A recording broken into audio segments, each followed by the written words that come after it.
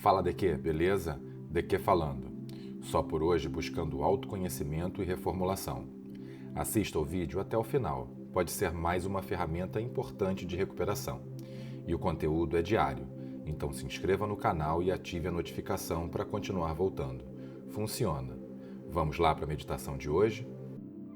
Quando chegamos em uma reunião, ouvimos que a adicção é uma doença progressiva, incurável e fatal, que mata desmoralizando. Mas o que significa essa desmoralização?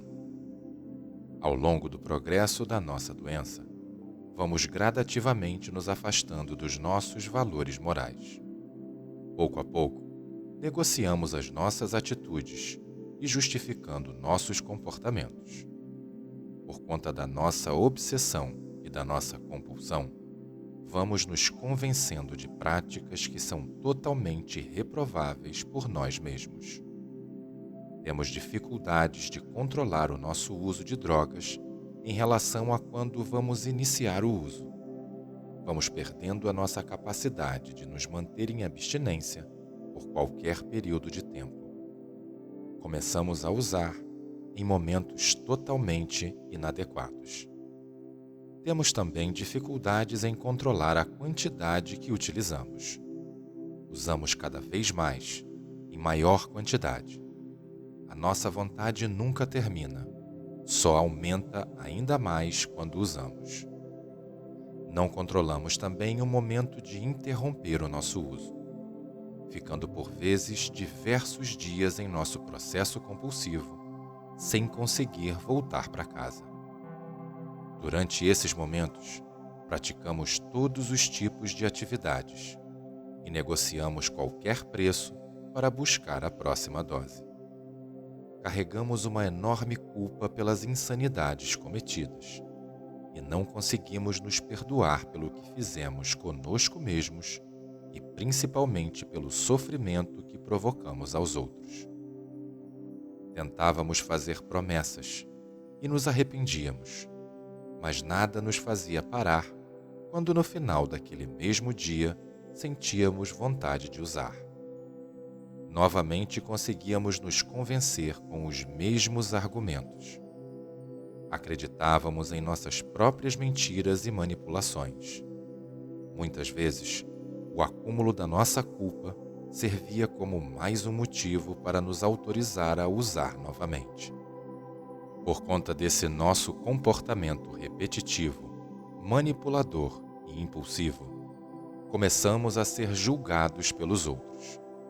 Mas o pior julgamento era o nosso. Nos sentíamos desprezíveis, pessoas ruins. Acreditávamos que não éramos dignos do amor ou do perdão de qualquer outra pessoa. Sofríamos com os julgamentos daqueles que amávamos e nos tornamos muito mais severos em nossas autocríticas do que qualquer outra pessoa. Nós nos percebíamos como pessoas com deficiências morais. Nos considerávamos maus. Esses fortes julgamentos que tínhamos a respeito de nós mesmos nos colocavam cada vez mais para baixo. Nos fazia sentir ainda mais culpa e vivíamos em um eterno conflito interno. A única forma que conseguíamos lidar com esses nossos conflitos era usando mais drogas. E era justamente isso que gerava todo o nosso sofrimento. Anestesiávamos a nossa dor momentânea às custas de uma dor maior no futuro, e assim sucessivamente. Muitos de nós perderam as esperanças em si mesmos e não acreditavam mais que algum dia pudessem se recuperar. Chegamos à conclusão de que mesmo se existisse alguma chance de recuperação, o esforço não valeria a pena, pois estaríamos investindo tempo e dinheiro para tratar alguém que não era digno de confiança, que não dava valor às oportunidades da vida. Esses pensamentos apenas nos afundavam ainda mais em nosso uso compulsivo. De alguma maneira, buscávamos reafirmar para nós mesmos que éramos pessoas desprezíveis, e dessa maneira, conseguíamos continuar justificando o nosso comportamento insano irresponsável e degradante. Estávamos desmoralizados diante do mundo e diante de nós mesmos. Quando entramos em recuperação, muitos de nós não o fizeram por amor próprio ou por alguma esperança de que mudaríamos, mas para tentar aplacar o sofrimento de outras pessoas que eram importantes para nós.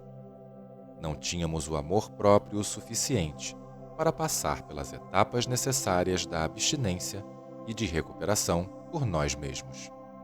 Fizemos por causa de nossas esposas, nossos maridos, nossos filhos ou até amigos.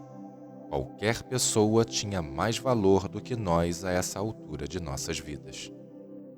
Internalizando o processo de recuperação, agindo de acordo com os princípios espirituais que aprendemos com os nossos padrinhos, nossas madrinhas e companheiros de recuperação, seguindo as condutas indicadas pelos nossos médicos, terapeutas e psicólogos, começamos a perceber uma mudança dentro de nós. Ela começou de fora para dentro.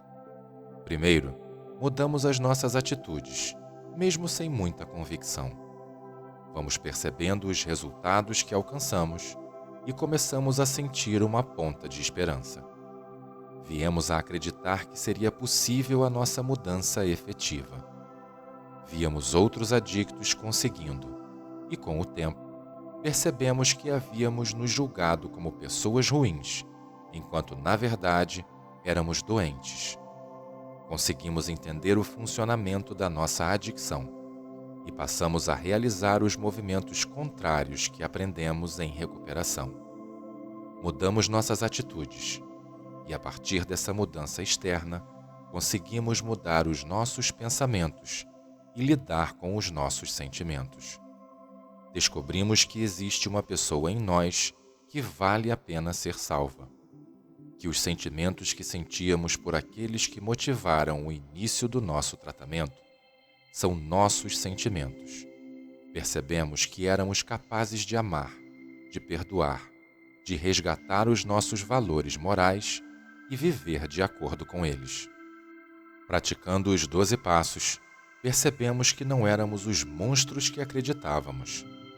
Ficamos aliviados ao descobrir que temos uma doença e não um dilema moral.